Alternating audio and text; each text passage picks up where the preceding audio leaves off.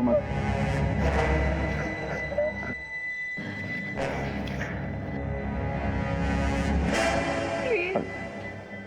Please जाने दो मुझे। पागल हो गई है क्या? कितना रिस्क उठा के लाए हो, तुझे पता है? तो यहाँ पर सेफ है, मैं हूं ना तेरे साथ। मेरी सगाई हो चुकी है। और सुहागरात कितनी बार तो बना चुकी है मेरे साथ।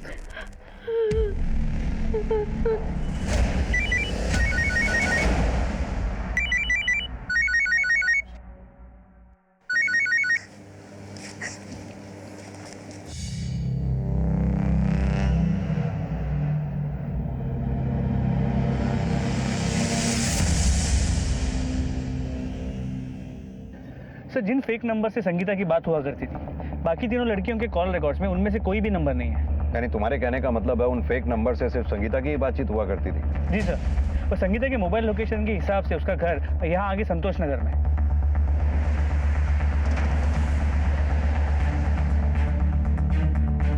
जरा बात सुनो,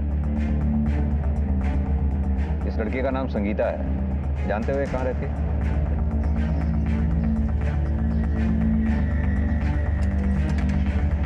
ताला लगाओ, जरा पड़ोस में पता करो ये घर किसका है। सर,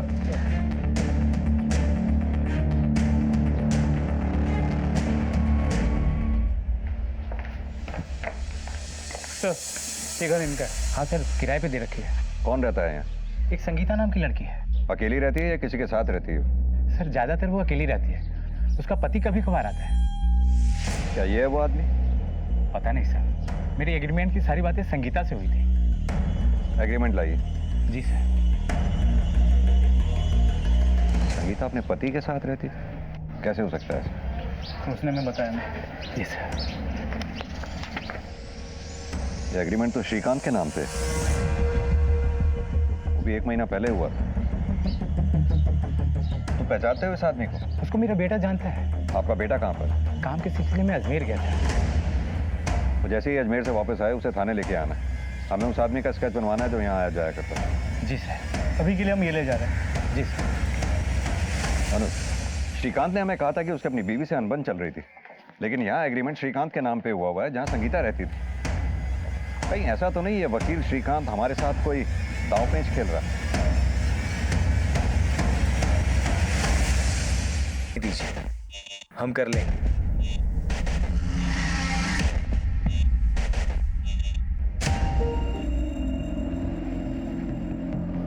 कहिए इंस्पेक्टर साहब। आपने कहा था आपकी बीवी आपके साथ रहना नहीं चाहती थी, लेकिन जहाँ वो रह रही थी वहाँ का एग्रीमेंट तो आप ही के नाम पे बना हुआ। पर ये सब झूठ है। वकील साहब, आपकी फोटोग्राफ और आईडी लगी है इसमें, और आप ये कहना चाहते हैं कि आपकी बीवी आपके ही जैसे किसी हम शक्ल के साथ घर में रह रही थी? सर, हमें कुछ नहीं पता, और वैसे भी हम आपको पहले भी बता चुके कि हमारी बीवी के साथ हमारे संबंध अच्छे नहीं थे। हमसे तलाक लेना चाहती थी। बीवी तलाक चाहती थी और आपकी साली आपके साथ आपके घर में रह रही थी, है ना? क्या मतलब सर? मतलब ये कि अपनी साली के चक्कर में आपने अपनी बीवी को अपने रास्ते से हटा दिया और अब हमें गुमराह कर रहे हैं। सर, ये सब क्या बकवास कर रहे हैं आप? वकील साहब, चौकन्ने रहिए। कानून के आंख पे पट्टी जरूर बंधी होती है, लेकिन वो अंधा नहीं होता।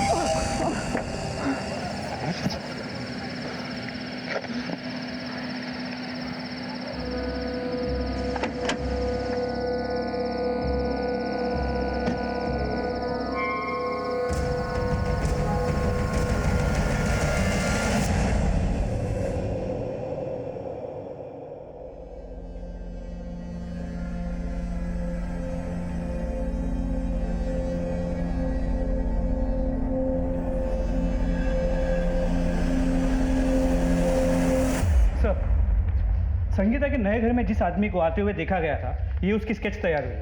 ये स्केच हमने मकान मलिक के बेटे की मदद से तैयार किया है। अनुज, अगर दाढ़ी श्रीकांत के लगा दी जाए तो क्या वो इस आदमी जैसा दिखेगा? नहीं, यह आदमी तो कोई और ही है। तुम ठीक तो हो?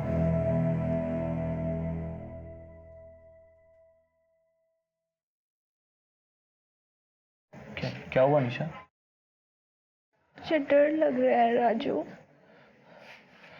निशा, अब डरने की जरूरत नहीं है, तुम सेफ हो। मुझे तुमसे डर लग रहा है। मुझसे क्यों? तुम मुझे छोड़ तो नहीं दोगे ना? निशा, तुम ये फालतू की बातें सोचना बंद करो। तुम्हें आराम की जरूरत है। हाँ, तुम आराम करो।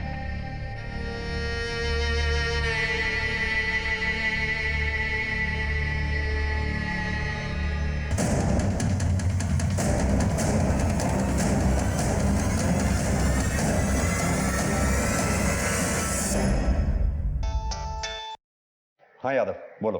सर, निशा का पता चल गया है, वो हॉस्पिटल में। निशा? निशा, हमें तुम्हारा बयान चाहिए होगा। जो कुछ भी तुम्हारे साथ हुआ हमें शुरू से बताओ। सर, हम लोग टेम्पो से बनारस वापस लौट रहे थे। वहां पर सिर्फ कुछ गुंडे आए और हमें चारों तरफ से घेर लिया और टेम्पो के ड्राइवर को भी वहां से भगा दिया उन लोगों ने। लड़की को लेके अंदर चलो। दीदी, चल। दीदी, ये तुम लोगों को नहीं जाने दो। हम लोग तुम लोगों को चाहते हैं। बांध दो इन सबके हाथ में। नहीं, प्लीज छोड़ो, हमें जाने दो, जाने दो हमें। तुमने उनके चेहरे देखे थे? सर, उन सबके चेहरे ढके हुए थे और सर जब उनमें से एक राधा के साथ जबरदस्ती कर रहा था तो राधा ने उसका नकाब खींच लिया और सर फिर उसने राधा को मार दिया। अबे, किसको मार क्यों दिया? किसने मेरा चेहरा देख लिया था बे? सबको मारना, किसी को मत छोड़ना। तो फिर उन्होंने तुम्हें कैसे छोड़ दिया? मार। इसको नहीं। क्या बोला? ये मुझे पसंद है। पागल हो गया क्या? अगर ये जिंदा रहेगी ना तुझे अंदर करवा देगी, समझो? भाई, बात की बातें देखी जाएगी, मगर ये मुझे पसंद है। भाई, घर में बांध के रखना, मैं भी आऊंगा कभी कभी।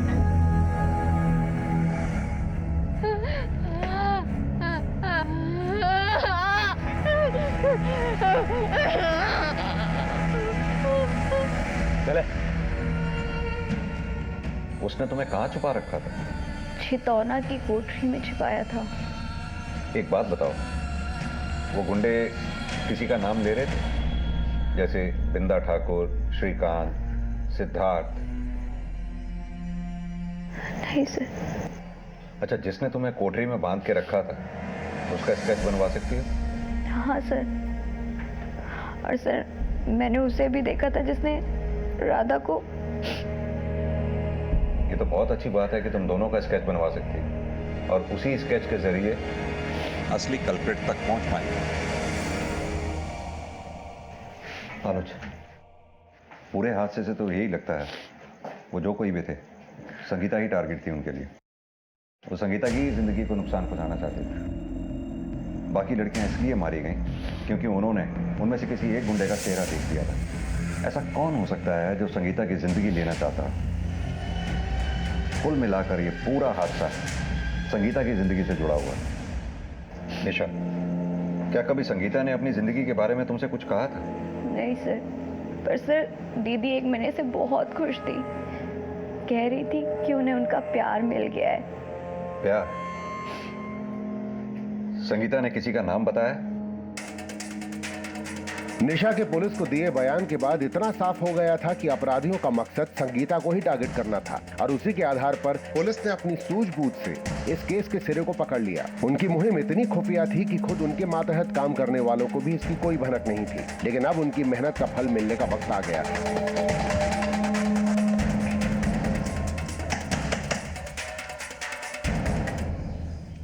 क्या बात है साहब? आपका बेटा कहाँ है? आप ऐसे कुछ नहीं बताएंगे। यादव, इन्हें थाने लेकर चलो, वहीं बात करेंगे इनसे।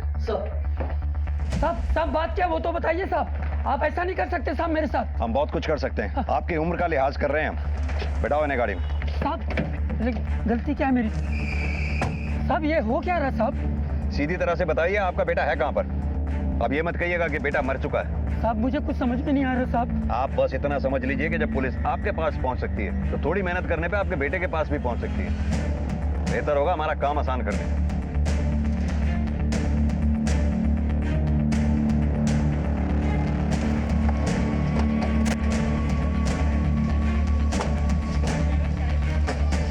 कौन सा है घर?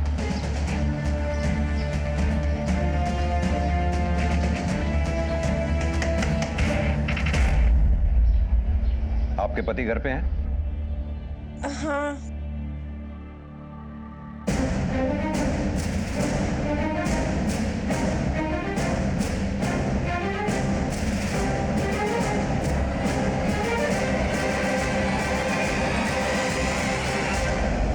8 साल पहले जो आदमी मर चुका था उसका पुनर्जन्म देखकर बहुत अच्छा लगा।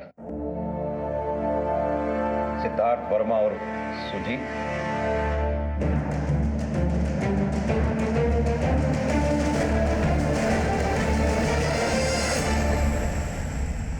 सर आपको जरूर कोई गलतफहमी हुई है। यादव सर जरा लेकर आओ उन्हें।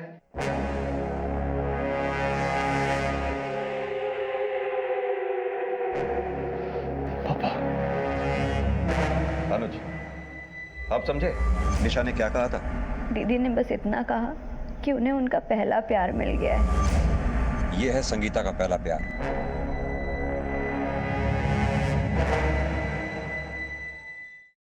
भाई हमें तेरी कहानी एकदम शुरू से सुननी है। तू 8 साल पहले मर गया था ना, फिर दोबारा जिंदा कैसे हो गया? सर हम और संगीता 8 साल पहले एक दूसरे से बेहद प्यार करते थे, लेकिन हमारी बिरादरियां अलग थी। उसके घर वाले नहीं माने, तो एक दिन हम दोनों घर से भाग गए और हमने मंदिर में शादी भी कर ली थी। लेकिन उस वक्त संगीता नाबालिग थी, तो उसकी किडनैपिंग का केस हम पर लग गया और उसके बिरादरी वालों से भी हमारी जान को खतरा था। तो हमारे पापा ने हमारी जान और हमारा फ्यूचर दोनों बचाने के लिए हमें यहाँ से भगा दिया और एक रोड एक्सीडेंट में कुचली हुई लावारिस लाश को हमारी लाश बताकर हमें कानून और उन लोगों से बचा लिया था। और मैंने उस लावारिस डेड बॉडी पे सेम अपने जैसा टैटू भी बना दिया था। तो तूने संगीता और एनजीओ की बाकी लड़कियों की हत्या और बलात्कार क्यों करवाया? सर हम तो अपनी दूसरी जिंदगी में बेहद खुश थे। सर हमने तो शादी भी कर ली थी, बैंक में अच्छी नौकरी भी लग गई थी। लेकिन फिर जब हमारा ट्रांसफर दिल्ली से यहाँ बनारस होने लगा तो अपना चेहरा छुपाने के लिए हमने दाढ़ी मूंछ रखना शुरू कर दिया ताकि कोई हमें पहचान न सके। फिर एक दिन बाजार में संगीता ने हमें पहचान लिया। सुजीत! हमें बुरा है कि जाके तुम नहीं बच सकते। हमें बता दो कि तुम। थोड़ा धीरे बोलो प्लीज। हम सब हमें जानते हैं, लेकिन वो चुप ही नहीं हो रही थी, तो उसे लेकर मैं अपने दोस्त के यहाँ चला। तुम्हारी मौत की खबर के बाद हम जिंदगी से हार गए थे। मेरे माँ बाप ने जहाँ मेरी शादी करवाई, मैंने उसी को अपनी किस्मत मान ली। लेकिन अब ऐसा नहीं होगा। अब हम तुम्हारे साथ ही रहेंगे, उस घर में वापस नहीं जाएंगे। और वैसे भी हमारी शादी तो आज से 8 साल पहले ही हो चुकी थी ना। संगीता, वो हमारा बचपना था, लेकिन अब हालात बदल गए हैं ना। जब हम नहीं बदले, तुम नहीं बदले, तो हालात कैसे बदल गए? वो अब हमसे रोज मिलने की जिद करने लगी, और रोज रोज तो किसी दोस्त के यहाँ पर नहीं मिल सकते थे, इसलिए हमने एक कमरा किराए पे ले लिया। संगीता ने अपने पति श्रीकांत के नाम से एग्रीमेंट बनवा लिया था, लेकिन फिर वो हमसे शादी की जिद करने लगी। तो तूने उसे बताया क्यों नहीं कि तू शादीशुदा है? बताया था सर, लेकिन उसे कोई फर्क ही नहीं पड़ा। हम एक काम करते हैं, हम हमारे पति से तलाक ले लेते हैं और आप अपनी पत्नी से तलाक ले लीजिए। फिर हम दोनों साथ में कहीं दूर जाकर घर बसाएंगे। और एक दिन फाइनली वो अपने पति को छोड़कर हमारे पास आ गई। उसने हमें बताया कि वो अपने पति को तलाक के बारे में बोलकर आई है, लेकिन हम अपनी पत्नी को नहीं छोड़ना चाहते थे, इसलिए एक एक दिन करके हम उसे टालते रहे। फिर एक दिन उसने हमें बिंदा ठाकुर के बारे में बताया। बिंदा ठाकुर खुद को लोगों का बहुत बड़ा हमदर्द दिखाता है, पर जब हमने उसके काले करतूतों पर से पर्दाफाश करने की कोशिश की तो तो उसने अपने लोगों के जरिए हमें जान से मारने की धमकी देनी शुरू कर दी।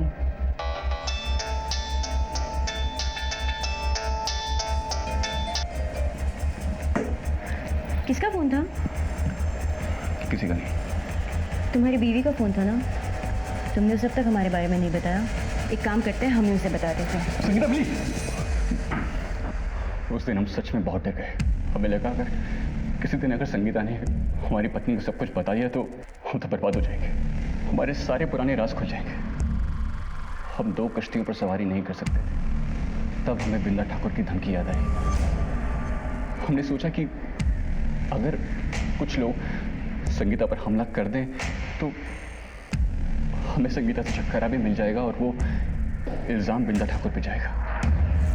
ये संगीता है, इसका बलात्कार करना है। पर ऐसा नहीं लगना चाहिए कि तुम सिर्फ इसी का रेप करने के लिए गए हो। हर लड़की का रेप होना चाहिए। काम हो जाएगा।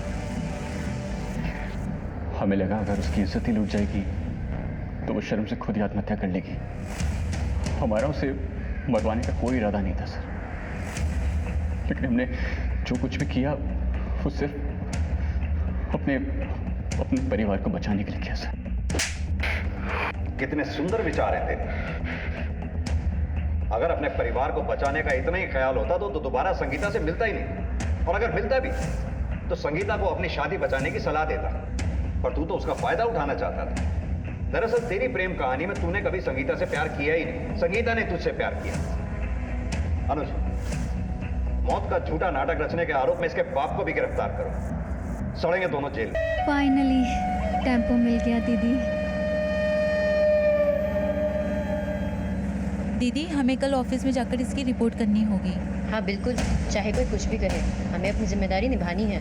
क्या आपको लगता है इस मामले में पुलिस हमारी बात सुनेगी? क्यों नहीं सुनेगी? हम जाकर पुलिस में कंप्लेन करेंगे।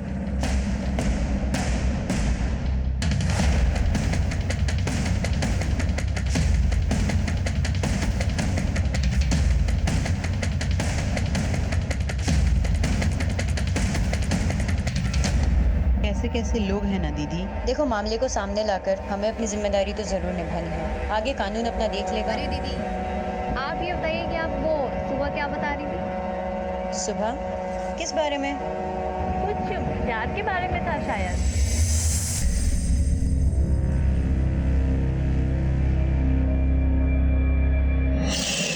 हमारा नाम सुजीत है, हमसे दोस्ती करोगी?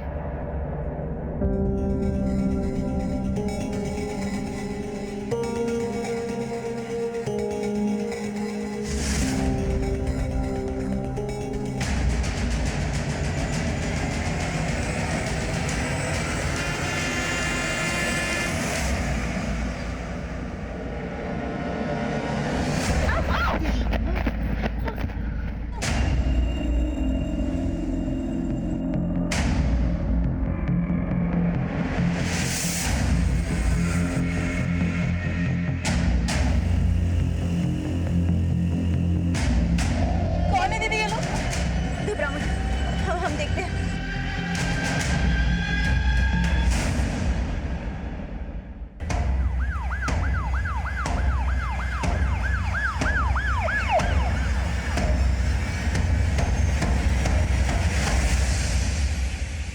सर, हम ही आपको फोन किए थे और ये टेम्पो हम ही चलाते हैं। वो लड़कियां कहां से बैठी थी तुम्हारे टेम्पो में? सर, मझगांव से। उन लड़कों का हुलिया पता है? सर, चेहरा उनका ढका हुआ था और देखने में लंबे चौड़े और हट्टे कट्टे थे। वो लड़कियों को किधर की तरफ लेके गए? सर, शायद ही गए सर। चलो।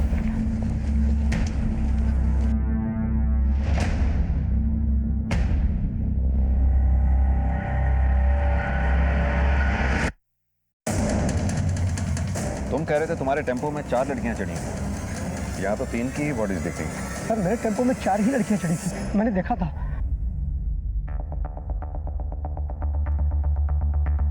श्रीवास्तव, इधर जंगल में देखो आसपास।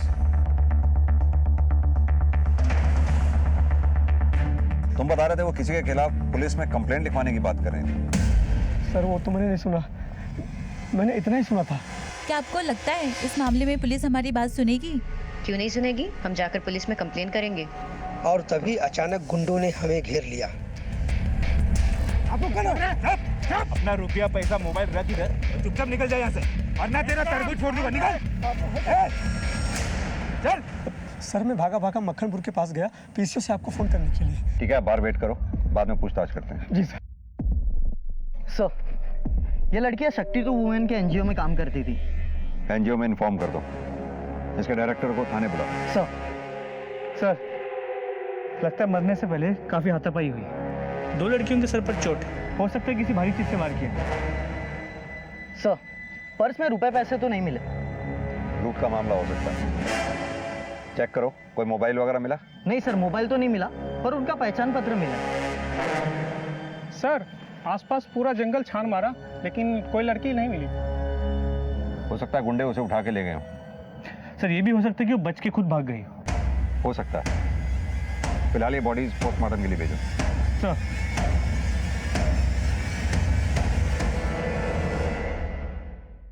ये ड्राइवर पे नजर रखो, इसके कॉल रिकॉर्ड चेक करो। सर अगर ये गुंडों के साथ होता तो हमारे सामने आता ही क्यों? इसकी गाड़ी के कागजात जो हमारे पास थे, हम इस तक पहुंच ही जाते, इसलिए ये खुद हमारे पास आ गया ताकि किसी को इस पे शक ना हो। अनुज, ये बॉडीज जिस कंडीशन में हमें मिली हैं, इन्हें देखकर ऐसा लगता है कि इनके साथ दुष्कर्म हुआ होगा। जो भी हो, पोस्टमार्टम की रिपोर्ट आने के बाद तो पता चल ही जाएगा। सर, क्या ये हो सकता है कि किसी ने एनजीओ से अपना बदला इन औरतों से निकाला हो? बिल्कुल हो सकता है, लेकिन सवाल ये होता है कि ये लड़कियां किस काम से मझगांव में आई थी। ये एनजीओ से सारी लड़कियों की डिटेल्स ले लो, लड़कियों के घर वालों को भी इन्फॉर्म कर दो, और चौथी लड़की जो मिसिंग है उसके घर जाके भी देखो वो घर पहुंची या नहीं। अगर नहीं पहुंची तो सुबह इस एरिया में आके फिर दोबारा से छानबीन करनी होगी। हो सकता है वो डर के मारे जंगल में छुपी हो।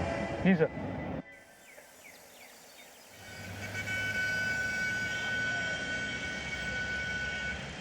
बिंदा ठाकुर, इसमें 100% उसी का हाथ है। पिछले महीने भर से वो हमको डरा धमका रहा है। ये बिंदा ठाकुर कौन है? मझगांव का सरपंच। हमारी एनजीओ गांव में महिला जागृति मुहिम चला रही थी और ये बिंदा ठाकुर उसके सख्त खिलाफ था। क्यों? क्योंकि गांव में आंगनबाड़ी में हो रहे घपले के बारे में हम गांव वालों को जागरूक कर रहे थे। ये बिंदा ठाकुर आपको डायरेक्ट कॉल करके धमकी देता है? सर, ऐसे लोग कभी डायरेक्ट कुछ करते हैं क्या? उसके गुंडे हमारे कार्यकर्ताओं को गांव में आने से मना करते थे और कभी कभी तो ये भी कहते थे कि जमाना खराब है, कुछ भी हो सकता है। अच्छा, एक बात बताइए, आपके एनजीओ में जो लड़कियां काम करती थी, इनका आपस में रिश्ता कैसा था? अच्छा था, बल्कि बहुत अच्छा था, बिल्कुल बहनों की तरह। पर आप ऐसे क्यों पूछ रहे हैं सर? क्योंकि उन 4 लड़कियों में से 3 की हत्या हुई है और एक लड़की जिसका नाम निशा था वो बचकर निकल गई। ये बात हमें खटक रही है। एक काम कीजिए, उन 4 के नंबर और एड्रेस इस पे लिख दीजिए, और बिंदा ठाकुर का भी। अनुज, इन 4 लड़कियों के मोबाइल सर्वेलेंस पे डालो ताकि अगर किसी का भी फोन ऑन हो तो पता चल जाए। चौथी लड़की कहाँ थी? क्या उसकी भी हत्या हो गई थी, या वो मौका वारदात से जान बचाकर भाग निकली थी, या इस वारदात को अंजाम देने में उसका कोई लेना देना था? मुश्किलों के पहाड़ सामने खड़े थे और पुलिस की राह उन्हीं रास्तों से गुजरने वाली थी।